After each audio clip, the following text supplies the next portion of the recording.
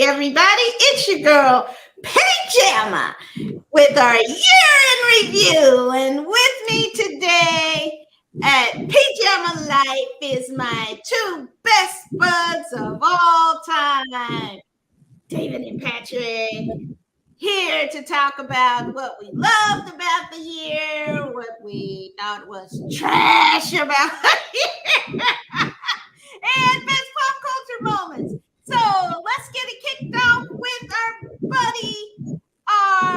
This year we added to his list of titles the guru of all things Tolkien and Marvel, Patrick. Say hey to the people. Hope you had a great Christmas. Here we are, ready for New Year's. So stay safe and let's talk about some good stuff. Yeah, and with me is our professor of all things Marvel and action figures. Let's say hey. What did I say? Did I say Star Marvel? Wars? Good Marvel. Star Wars. You got promoted, Dave. Way to go. I got you. Well, I'd call it a lateral, but nonetheless, hey, everybody. We're going to party like it's 1999 as we get ready for 2023. And I am excited to talk to you about what was trash and what was smash here in 2022. All right. So let's start on a positive note. And let's talk about what was our favorite movie of 2022. Let's start with Patrick. I know it'll be interesting. Well, there were some good contenders this year of the stuff we saw. I went through the list of all the things we reviewed and watched. And, an underappreciated gem for me was Tick, Tick, Boom with Andrew Garfield. God, that was great. Interesting. I mean, it was a wonder. And I will admit I have a bit of a soft spot for musicals. And this was a well done one. It was, and man, talk about surprising because, I, as a Marvel head, I grew up, or I first was introduced to Andrew Garfield as him playing Peter Parker in the second reboot of Spider-Man's origin story. And it was okay, but, he was a good enough Spider-Man. He wasn't Tobey Maguire. He definitely hasn't been Tom Holland, but he was good and solid. And then, he came back in the new one. So that was my only introduction to him. But then I saw him do this musical, and man, he's got some chops. I was impressed. He does. Was super surprising, and I really loved it. I mean, it was just a fun story about a tragic death, I guess would be the best way to put that. I mean, the guy who wrote Rent, his story being musically told, which is probably the only way it should have ever been told. So wonderful. And he knocked it out of the park, like I said, totally surprised me. Yeah, one of the great Broadway musicals, or just musicals of all time, Rent. And such a tragic story of a young man who created a beautiful piece of art who never got to see it on Broadway. So that is something really incredible. So that's a surprising pick from you, Pat. Okay, let me see what David has. I want to see if he's going to surprise us as well. I went through here with the help of your wonderful producer and was reminded of all the things we watched this year. Yeah. And man, I need to read a book. No. A lot of good stuff to watch. If you would want to come with me to the Danger Zone, perhaps I could give you a little, maybe as a teaser of my favorite movie. But alas, I think more so, I just pricked my thumb. I'm going with The Tragedy of Macbeth.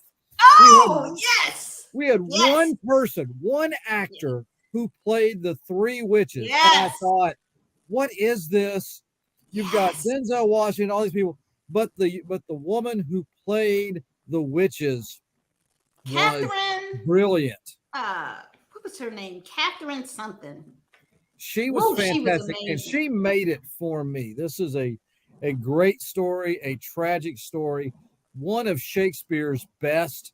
This is kind of like where time travel, knowing the future, it shows the dangers of it, perhaps. but she won this for me. I've never seen one Yes. person turn into three people at the same time like that. I mean, you talk about dramatic interpretation. Whew. That was brilliant. And Yes. that won the day for me. Tragedy of Macbeth. Yes, and that would have been on my list too. But one movie touched me so deeply and just made me remember what it was like when I first saw Star Trek and I first saw Nichelle Nichols and seeing Woman in Motion, which is the story of how Nichelle Nichols integrated or really pushed diversity in NASA after she finished her Star Trek run. Just a powerful, powerful documentary and touched me really deeply. And I forgot to say at the time, I did apply to NASA and was a finalist for one of the positions over there.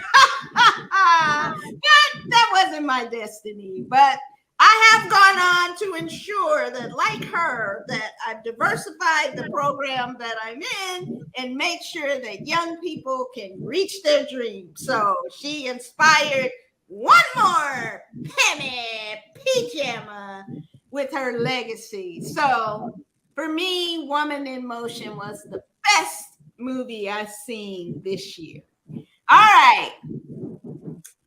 Now we are going to go on to TV shows.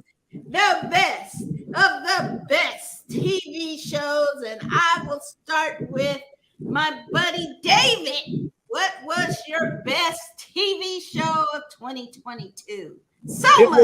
It was a little closer than I would have thought going through some of these.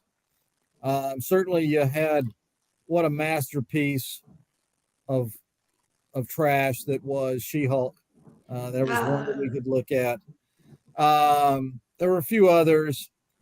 Strange New Worlds was brilliant, and it really brought me. You're talking about Nichelle Nichols. Definitely a big Star Trek moment there. But the true show, a little bait and switch, the show, the only show, the best show that I've seen all year, Andor. Andor is brilliant. It's amazing. It's a serious adult version of Star Wars. And man, it was just amazing. Loved every bit of it. Can't wait for season 2.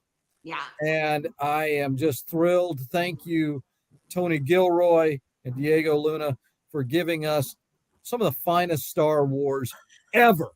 So God bless you. This was fantastic. Ooh-wee. Ooh, it's so close. Patrick, what do you think? Best TV show of the year. It's hilarious because I thought you and I had picked the same one when you started out your head fake there. Strange New Worlds was super amazing. It was so good. Oh, Yes, it is. I really loved it. I mean, it got me back to the feels of the first Star Treks, and even, but it has kind of the new feel, some of the new stuff. I mean, and Andor was my runner up. I'm not gonna lie. I was there with it. I also kind of love the Bear and Sandman. Those were all all up there, high up there.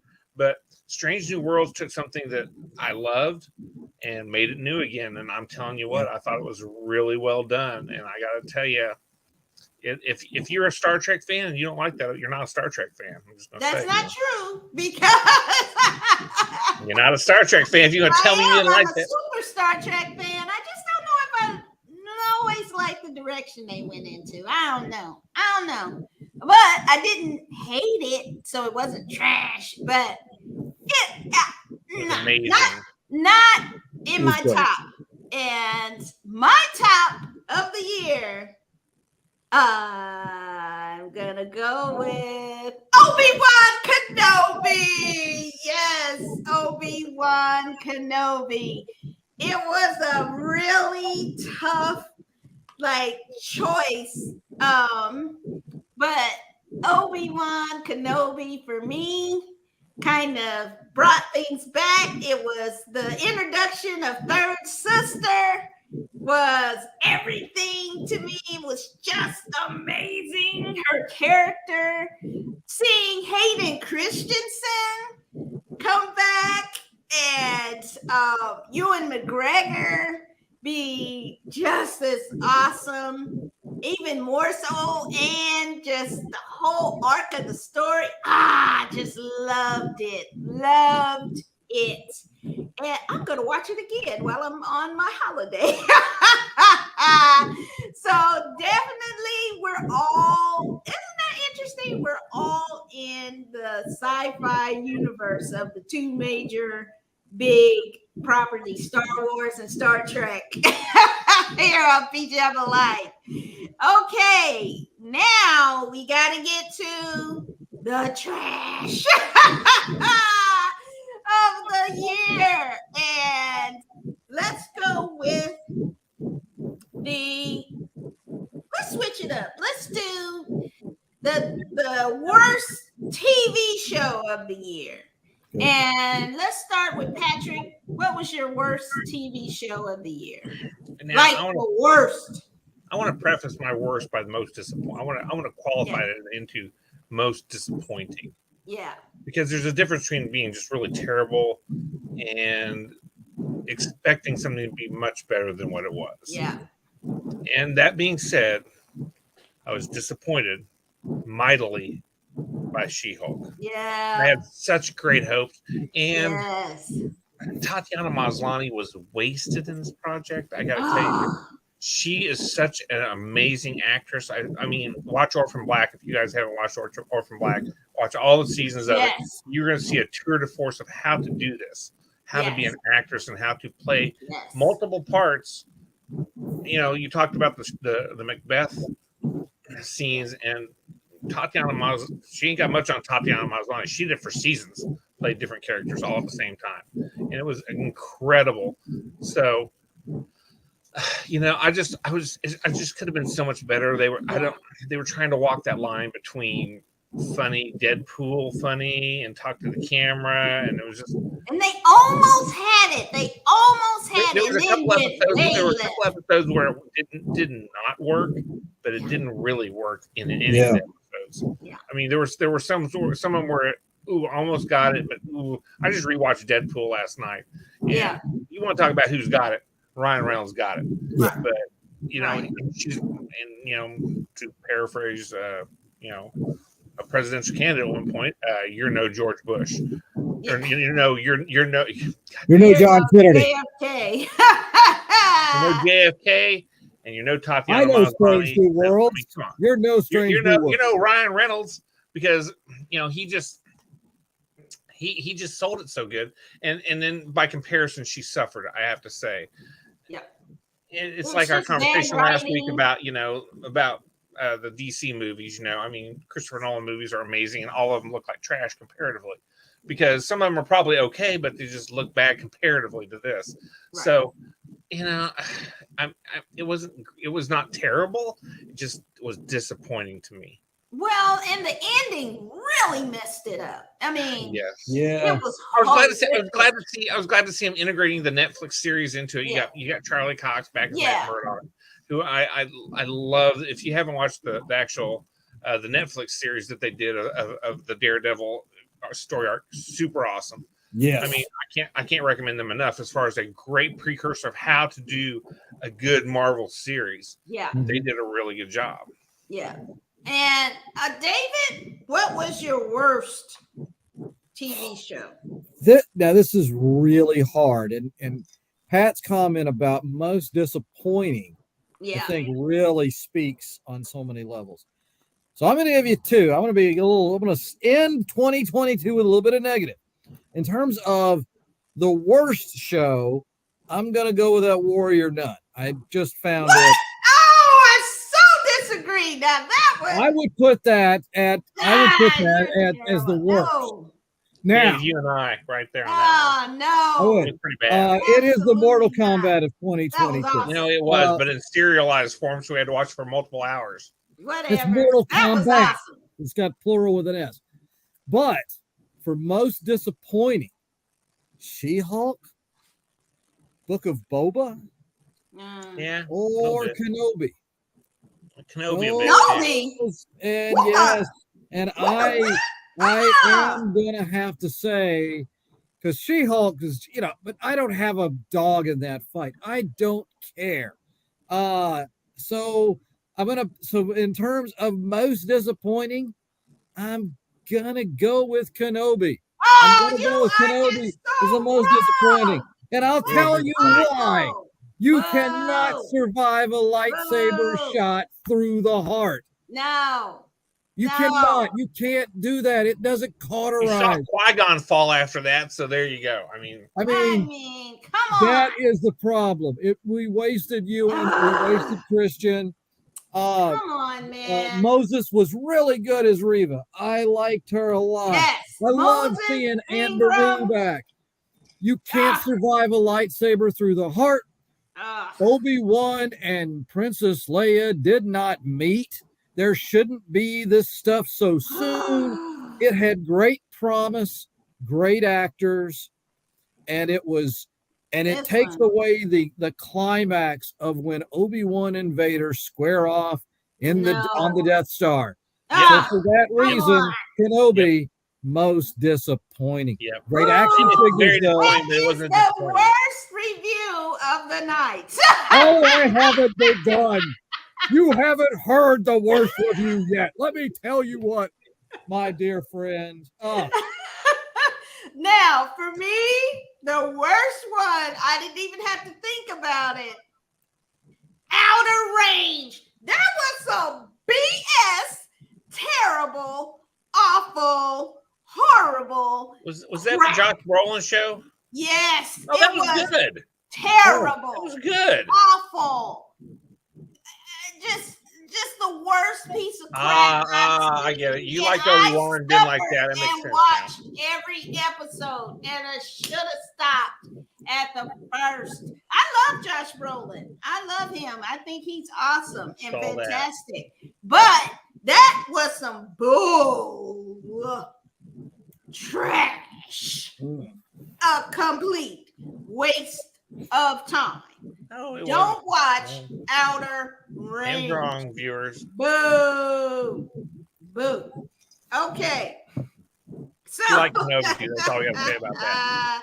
Now we get to the movie portion of the trash movies of the year. And I don't even want to talk to David right now. So Pat, go ahead and tell us what was the worst movie of the year for you?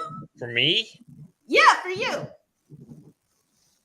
Well, see, Mortal Kombat wasn't this year, so I can't. No, did I tell you not to bring that up? It aged out, I guess, so it's out of the system now. Yeah. But so many of the horror movies were so bad. Oh my God, Hellraiser was. It felt like it had raised hell around me and put me in hell. It was that bad. It was so bad. It was pointless. It was stupid. It didn't go anywhere. The story plotted at the quickest pace it ever had. It was a plod, and it was terrible. I mean, I didn't care about the characters. The special effects were weak. I mean, everything in it was just sad. I mean, anybody can do CGI, so I'm not going to say, oh wow, they made something look like something. Heck, people are doing that in their libraries right now. They aren't making. Doing CGI is not as big a deal as it used to be. So I mean, it was weak, so weak. I mean, I'm just never gonna get that time back. It's gone.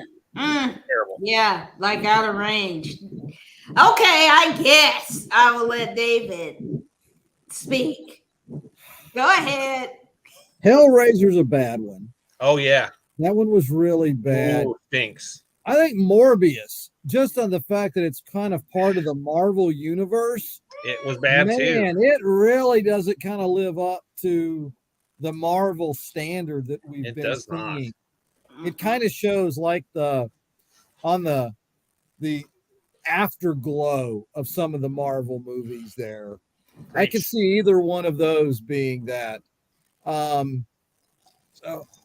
I'm gonna say Hellraiser. but there are a few stinkers out there Ah. that I put in there. Okay, so I'm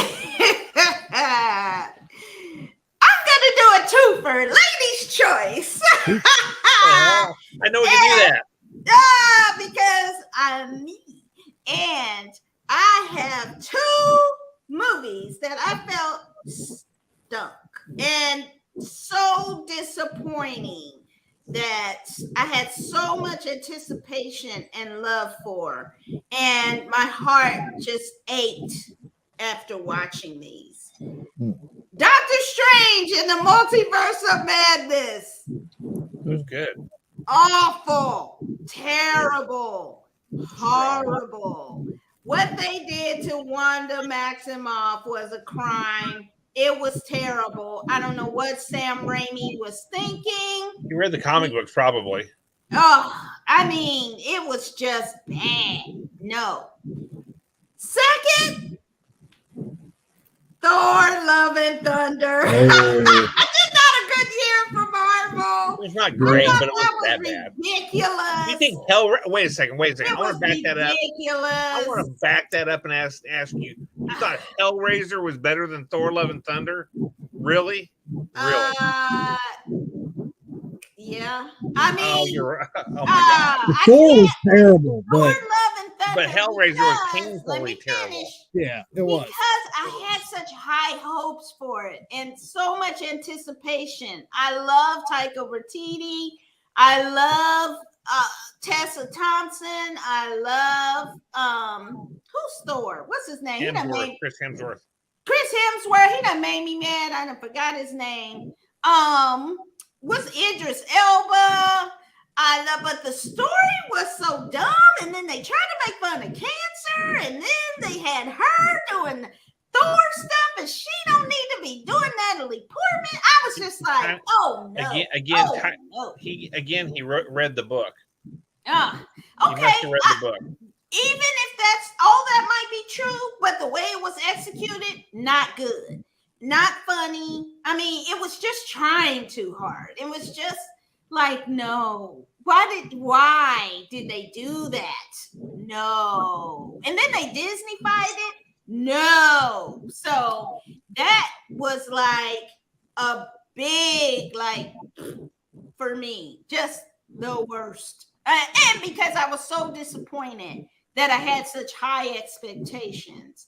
And it let me down. So Taika Waititi, you cut that out. You come out with something better next time. Thor was bad. Was bad. Hellraiser was a lower level. But Thor, and maybe it is true to the comics, but I did leave that disappointed. Yeah. It wasn't as good as I thought it was going to be, but they did follow canon. Yeah. But still, it's just or loosely followed canon at least. Yeah. It probably was true to the characters, and and from that aspect, I have to give it a level of credit. So, unlike Obi-Wan. No. It's kind of trash. I mean, it's definitely trash. the worst Star Wars series this year. Trash. Now we're gonna talk about talk about the pop culture moment this year that either you elated or you thought was horrible. So let's start with David. Biggest pop culture moment. Biggest pop culture moment. Well, I mean, it could have been the new Coke or the parachute pants. Oh wait, I'm sorry. It was a time warp. That was 1985. Yeah. For me, I found it riveting. I found it incredible. I actually found it a way government should work. The January 6th committee, that was must-see television. I thought it was wonderful. I loved the camaraderie that was bipartisan. And you can talk about anybody's politics, but Liz Cheney was and is a star in these. I think it's gonna really shape things looking going forward 2023 and beyond. The January 6th committee, fantastic. I guess it was just right before Christmas. They were releasing the report. It's riveting. It's powerful. That's my big moment for 2022. Okay, Pat, what you think? Well, I'm trying to think through all the stuff, and I looked through some articles, kind of remember what the big ones were. And man, you know what? That I just was outraged by and disgusted and disappointed was Will Smith slapping the crap out of Chris Rock. Ah, yes. I was like, Will Smith had such great goodwill, and everybody loved him. He was a likable guy. He was kind of a black version of Tom Hanks. No one said anything bad about him. Everybody loved him. He was always great to work for, or whatever. And then he comes out and does this lame ass move where he goes up, smacks the crap out of Chris Rock for just making a joke when everybody's making jokes, and all because his wife gave him that look. And apparently, I don't know what's going on there, but it's not good. No. And I was just like, holy crap. I've never seen anybody self-destruct their career in one fell swoop the way I just did. Outstanding. And ruin other people's moment. Yeah. Oh, yeah. Crap move. Yeah, he's trash to me now. I don't really. I'm done seeing his movies. Enjoy your poverty. Hopefully, God.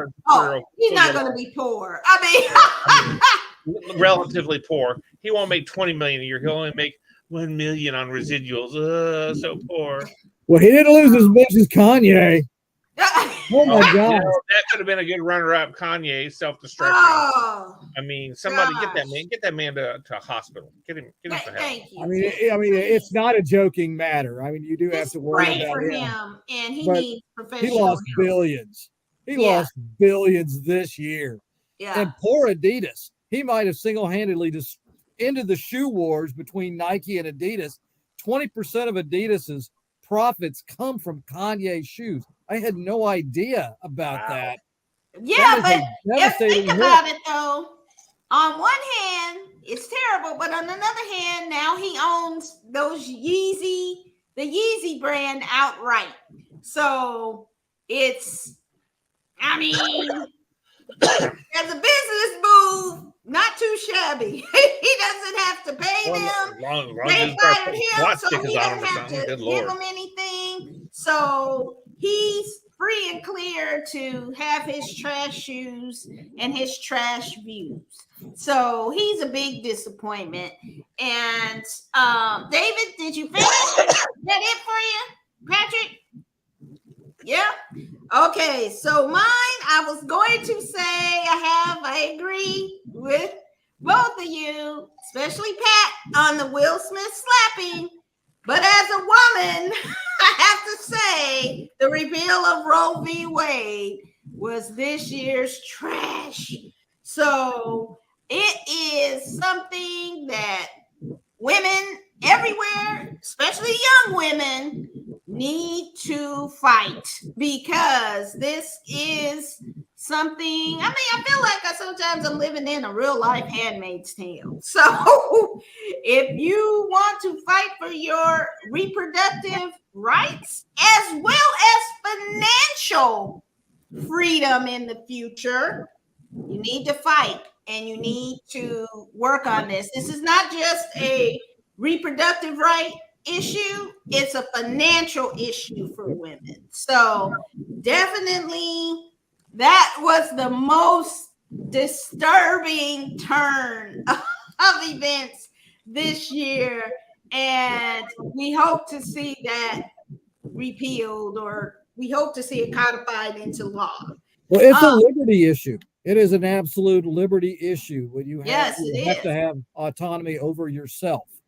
It does not bode well as we look to see where this court is going, although there is a groundswell of public sentiment which says if you don't waive your rights, exercise them, you lose them. And I think we're starting, and we've seen that some, which is that's a good thing in this bad moment.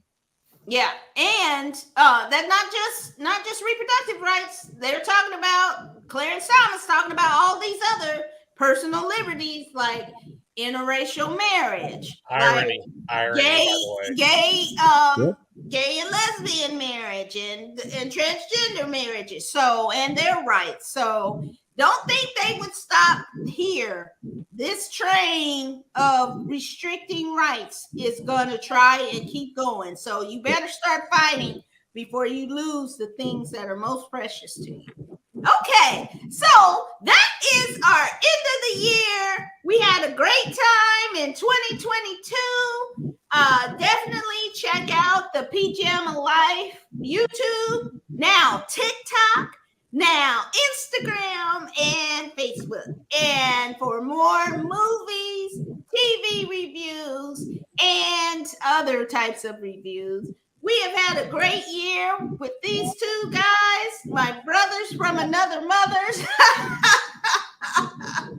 Friendship wins. So definitely let's toast to 2022 and toast to 2023.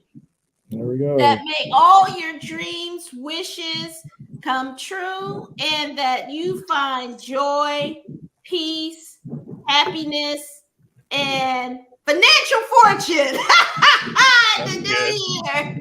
And a quieter refrigerator in 2022. New refrigerators,